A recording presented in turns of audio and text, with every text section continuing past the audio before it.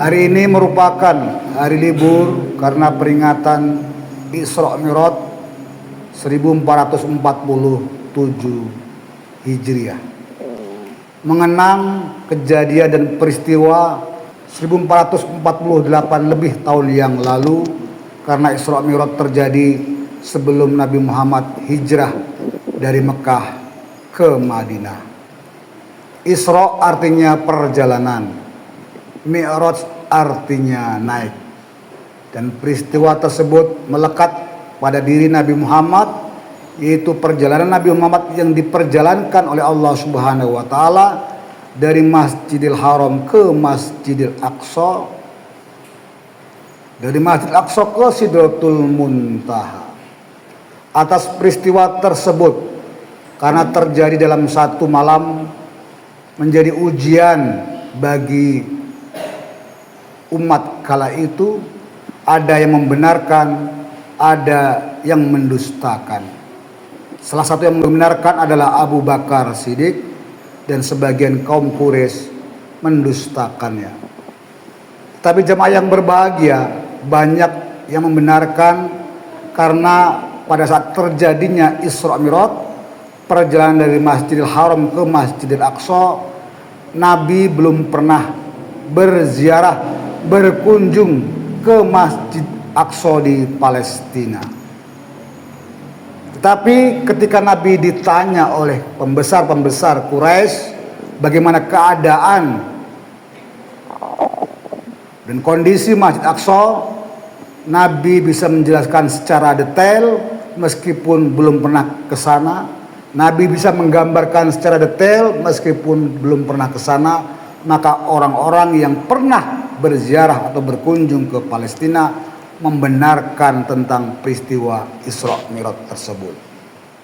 Dan Isra Mi'raj merupakan momentum Nabi Muhammad bertemu langsung pada Allah Subhanahu wa taala di saat makhluk-makhluk yang lainnya, baik dari kalangan malaikat maupun nabi-nabi yang lainnya, tidak ada satupun makhluk Allah yang pernah bertemu bertatap muka secara langsung kepada Allah Subhanahu wa taala. Semuanya berhijab, semuanya terbatas. Tapi melalui peristiwa Isra Mi'raj, Allah memperkenankan dalam kitab Al-Barzanji, memperkenankan dengan kedua mata di kepalanya melihat langsung kepada Allah Subhanahu wa taala.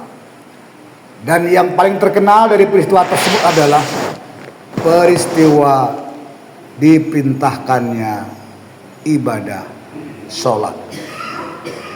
Kalau Isra Mi'raj hanya melekat kepada Nabi, maka bagi kita Isra kita adalah perjalanan dari rumah kita ke masjid, merupakan Isra yang kita kerjakan. Dan Mi'rajnya kita adalah ketika kita melaksanakan ibadah sholat. Maka ada ungkapan, bukan hadis, tapi kalimah hikmah, karena diakui oleh banyak ulama, as-sholatu mi'rajul mu'min. Sholat itu merupakan mi'rajnya para mukmin.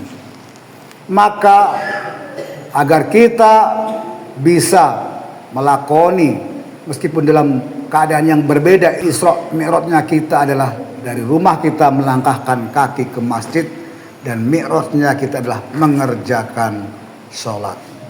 Ungkapan as-sholatu mi'rajul mu'min merupakan kalimah hikmah yang ini menjadi hikmah bagi ulama-ulama dan bagi kita semua, meskipun bukan merupakan hadis sahih, tapi ini menjadi pandangan dan pendapat yang telah banyak diakui oleh para ulama. Begitu tingginya kedudukan sholat sebagai mi'rajnya mumin, ada berbagai alasan yang melatar belakanginya. Yang pertama, karena memang sholat merupakan oleh-oleh langsung ketika Rasulullah di-Isra dan di-Mi'rajkan. Kalau perintah untuk melaksanakan haji, kalau perintah untuk melaksanakan puasa, kalau perintah untuk melaksanakan zakat, kalau perintah untuk melaksanakan jihad dan sebagainya, melalui perantaraan malaikat Jibril, tapi perintah sholat langsung datang dari Allah kepada Nabi Muhammad tanpa dibawa oleh Jibril. Oleh karena oleh langsung, maka dikatakan bahwa sholat merupakan mi'rajnya kaum mukmin. Yang kedua, begitu luar biasanya kita mengawali sholat dengan takbiratul ihram. Ketika bertakbir kita berihram. Ihram artinya mengharamkan. Ketika telah bertakbir maka kita mengharamkan untuk berpaling kepada selain Allah dalam urusan-urusan apapun. Dan ketika takbiratul ihram, maka seluruh hati, seluruh pikiran, dan semua yang ada dalam diri kita terkoneksi dan nyambung, berpaling hanya kepada Allah dan tidak boleh berpaling kepada selain Allah. Kemudian yang ketiga, sholat dikatakan mi'raj karena ketika kita membaca Al-Fatihah, maka itu seperti kedudukan kita sedang berdialog pada Allah Subhanahu wa ta'ala. Al-Fatihah merupakan dialog tanpa perantara. Al-Fatihah merupakan tambatan hati dan ruh kita yang berbicara kepada Allah Subhanahu wa ta'ala. Berbagai hadis Nabi menerangkan ketika kita mengucapkan atau melafalkan Alhamdulillahirabbil alamin, Allah menjawabnya dengan hambaku telah memujiku. Ketika kita membaca dan melafalkan Ar-Rahmanir Rahim, Allah menjawab dengan hambaku telah mengagungkanku. Sehingga jemaah yang berbahagia, ketika kita membaca bacaan-bacaan Al-Quran, bacaan-bacaan sholat, terutama Al-Fatihah, kita penuh dengan pelan-pelan dan tumakninah, karena sejatinya kita sedang berdialog pada Allah Subhanahu wa ta'ala tanpa perantara.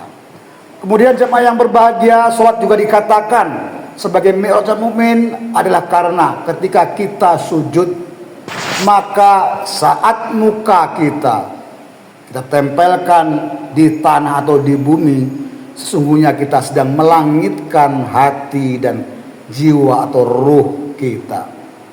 Sehingga sebuah hadis Nabi mengatakan, aqrabu ma yakunul abdu mir rabbih wa huwa sajid fa'aksirud du'a.